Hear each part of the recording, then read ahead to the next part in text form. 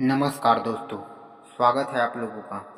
दोस्तों, आज हम रोहिणी सकट भेदन दशरथ रचित शनि स्तोत्र कथा के बारे में जानेंगे। तो चलिए शुरू करते हैं। प्राचीन काल में दशरथ नामक प्रसिद्ध चक्रवर्ती राजा हुए थे। राजा के कार्य से राज्य की प्रजा सुखी जीवन यापन कर रही थी।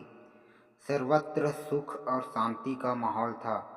उनके राज्यकाल में एक दिन ज्योतिषियों ने शनि को कृतिका नक्षत्र के अंतिम चरण में देखकर कहा कि अब यह शनि रोहिणी नक्षत्र का भेदन कर जाएगा, जिसे रोहिणी सकट भेदन भी कहा जाता है। शनि का रोहिणी में जाना देवता और असुर दोनों के लिए कष्टकारी और भय प्रदान करने वाला है तथा रोहिणी सकट भेदन से 12 वर्ष तक अत्यंत दुखदायी अकाल पड़ता है। ज्योतिषियों की यह बात जब राजा ने सुनी तथा इस बात के अपने प्रजा की व्याकुलता देखकर राजा दशरथ वशिष्ठ ऋषि तथा प्रमुख ब्राह्मणों से कहने लगे, हे ब्राह्मणों, इस समस्या का कोई समाधान शीघ्र ही मुझे बताइए। इस पर वशिष्ठ जी कहने लगे, शनि के रोहिणी नक्षत्र में भेदन होने से प्रजाजन सुखी कैसे रह सकते हैं। इस योग के दुष्प्रभाव से तो ब्रह्मा एवं इंद्रादिक देवता भी रक्षा करने में असमर्थ है। वशिष्ठ जी के वचन सुनकर राजा सोचने लगे कि यदि वे इस संकट की घड़ी को न टाल सके तो उन्हें कायर कहा जाएगा। अतः राजा विचार करके साहस बटोरकर दिव्य धनुष तथा दिव्य आयुधनों से युक्त होकर अपने रथ को तेज गति से चलाते हुए चंद्रमा से भी 3 लाख योजन ऊपर नक्षत्र मंडल में गए। माणियों तथा रत्नों से सुशोभित स्वर्ण निर्मित रथ में बैठे हुए महाबली राजा ने रोहिणी के पीछे आकर रथ को रोक दिया। श्वेत अश्वों से युक्त और ऊंची ऊंची ध्वजाओं से सुशोभित मुकुट में जड़े हुए बहुमूल्य रत्नों से प्रकाशमान राजा दशरथ उस समय आकाश में दूसरे सूर्य की तरह चमक रहे थे। शनि की कृतिका नक्षत्र के पश्चात रोहिणी नक्षत्र में प्रवेश का इच्छुक देखकर राजा दशरथ बाण युक्त धनुष कानों तक खींचकर भुटुकियों तानकर शनि के सामने डटकर खड़े हो गए।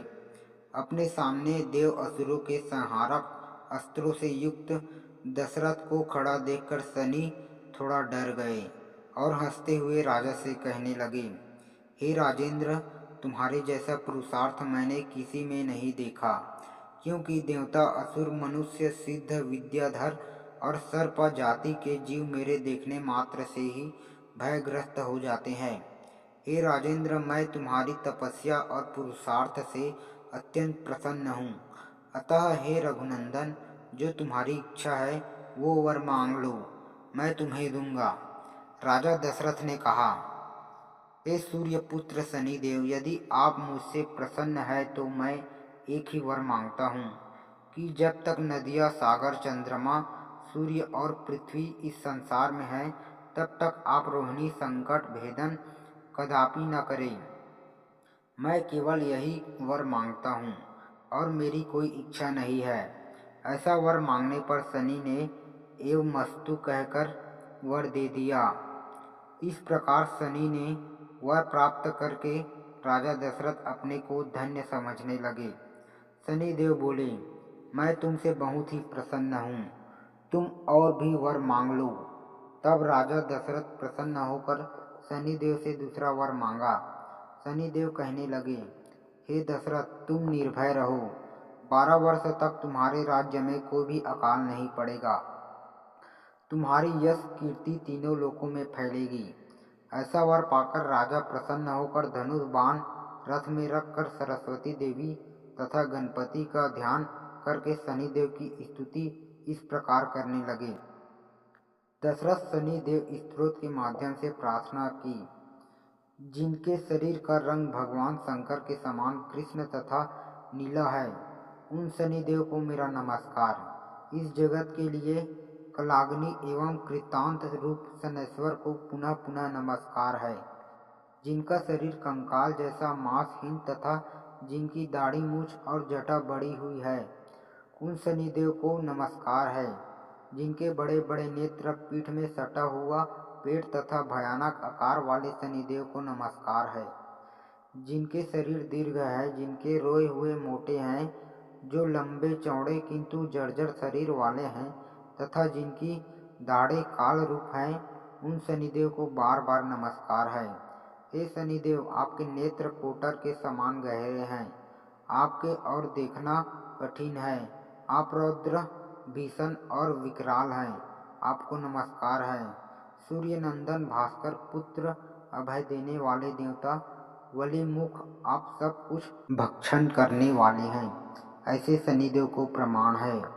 आपकी दृष्टि अधोमुखी है, आप संवर्तक, मंद गति से चलने वाले तथा जिसका प्रतीक तलवार के समान है, ऐसे शनिदेव को पुनः पुनः नमस्कार है। आपने तपस्या से अपनी देह को दग्ध कर लिया है, आप सदा योग्य अभ्यास में तत्पर, भूख से आतुर और अतृप्त रहते हैं, आपको सर्वदा सर्वदा नमस्कार है। जस के नेत्र ही ज्ञान है, काश्यप नंदन सूर्यपुत्र शनिदेव, आपको नमस्कार है। आप संतुष्ट होने पर राज्य दे देते हैं और रुष्ट होने पर उसे तत्क्षण छीन लेते हैं, वैसे शनिदेव को नमस्कार है। देवता, असुर, मनुष्य, सिद्ध, विद्याधर और नाग, ये सब आपकी दृष्टि पड़ने पर समूल नष्ट हो जाते हैं, ऐसे शनिदेव को प्रणाम है।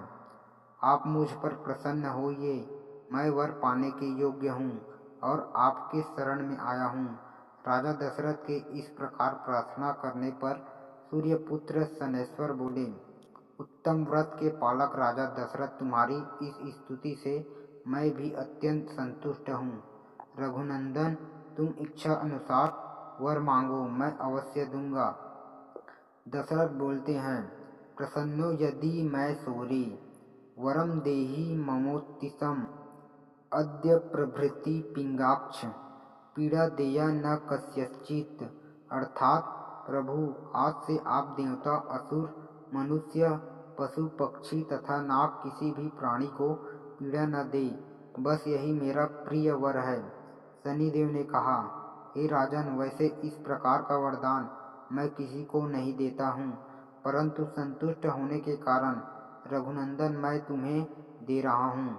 हे दशरथ, तुम्हारे द्वारा कहे गए इस स्तोत्र को जो भी मनुष्य, देव अथवा असुर, सिद्ध तथा विद्वान आदि पढ़ेंगे, उन्हें शनि के कारण कोई बाधा नहीं होगी। जिनके महादशा या अंतरदशा में, गोचर में अथवा लग्न, स्नान, द्वितीय, चतुर्थ, अष्टम या द्वादश स्नान में शनि हो, वे व्यक्ति यदि पवित्र होकर प्रातः, मध्याह्न और सायंकाल के समय इस स्तोत्र को ध्यान देकर पढ़ेंगे, उनका निश्चित रूप से मैं पीड़ित नहीं करूँगा। तो दोस्तों, ये थी शनि दशरथ की कथा।